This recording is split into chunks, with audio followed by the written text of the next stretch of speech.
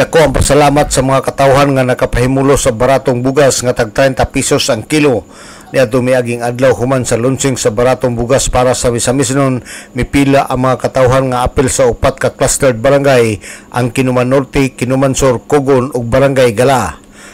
Sila si Bernadette Reyes ug Lilia Lapinya ang apil sa mipila aron makapahimulo sa baratong bugas. Matod nila nga maayo ang gibuhat sa gobyerno kay anaanay mapalit nga tag 30 pesos ang kilo ug nang hinaot sila nga unta magpadayon kini nga programa kay dakog ikatabang sa mga katawhan.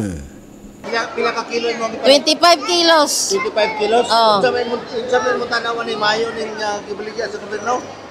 Maayo gitingali ni kay barato-barato ra. Barato ra no? So, okay mo pa. Mahinaot unta nga di na ni mundang. Mali. Nadal gihapon motro o sana gihapon.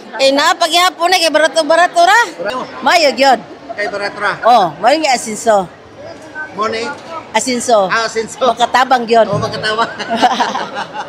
So, Mayo paminaw. Munindot gyud kunong bugasa. Unsa ba imong kasulti? Nagpasalamat po may nga na di bugas nga barato ra ni ana.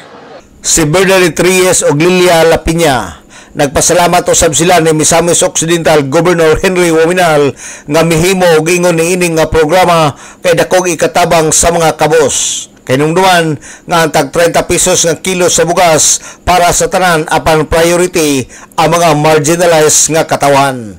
Alang sa DXDD Radio Campana, a radio sa simbahan, W45 Dudong Bargamento, Danag sa Dakbayan.